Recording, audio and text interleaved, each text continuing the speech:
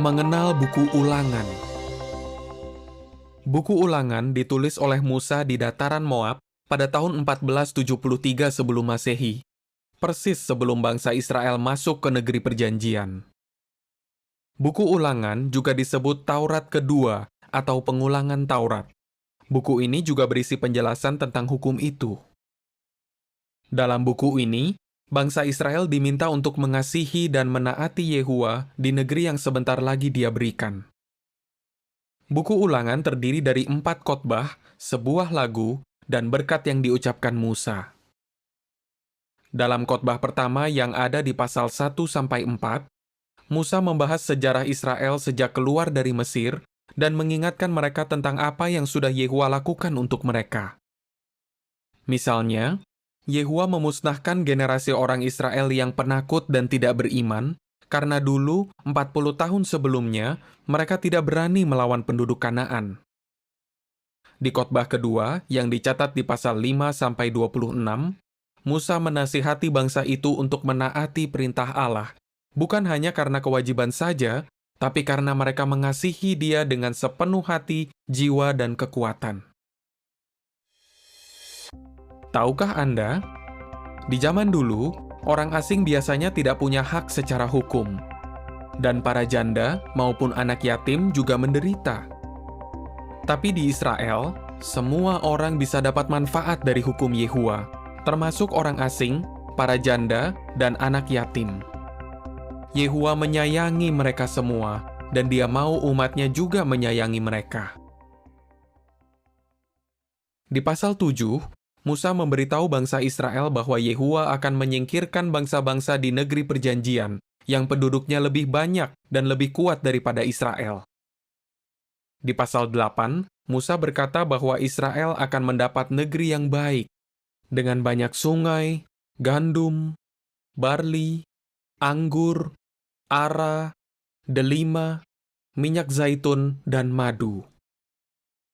Tapi, di situ banyak penyembahan berhala. Jadi, di pasal 12, bangsa Israel diperintahkan untuk merobohkan mezbah allah-allah palsu, meremukkan pilar-pilar suci, membakar tiang-tiang suci, dan menghancurkan patung ukiran allah-allah itu.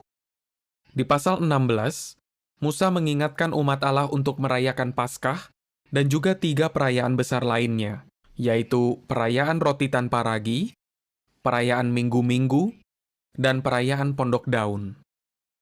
Di pasal 18, Musa bernubuat tentang nabi yang lebih besar darinya. Dia berkata, Yehuwa Allah kalian akan mengangkat seorang nabi dari bangsa kita untuk kalian, nabi yang seperti saya. Kalian harus mendengarkan dia. Khotbah ketiga di pasal 27 dan 28 menyebutkan tentang kutukan bagi orang yang tidak taat dan berkat bagi orang yang taat.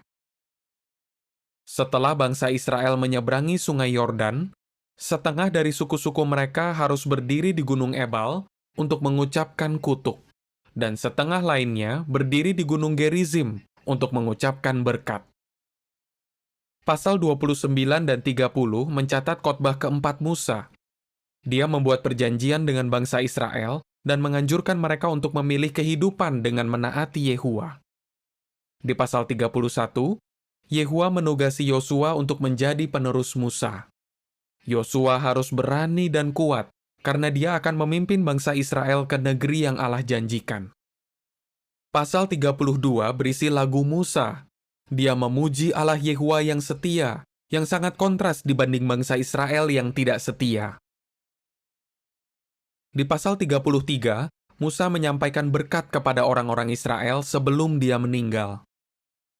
Di pasal terakhir, Musa naik ke Gunung Nebo dan melihat negeri perjanjian.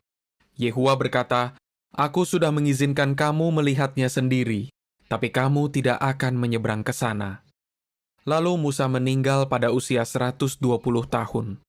Yehuwa menguburkannya di Moab, di tempat yang tidak diketahui siapapun.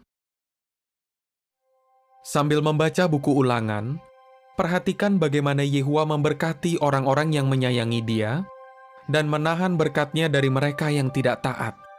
Selain itu, perhatikan bagaimana prinsip-prinsip di balik hukum Taurat ada dalam ajaran Yesus nabi seperti Musa yang juga raja dari kerajaan Allah.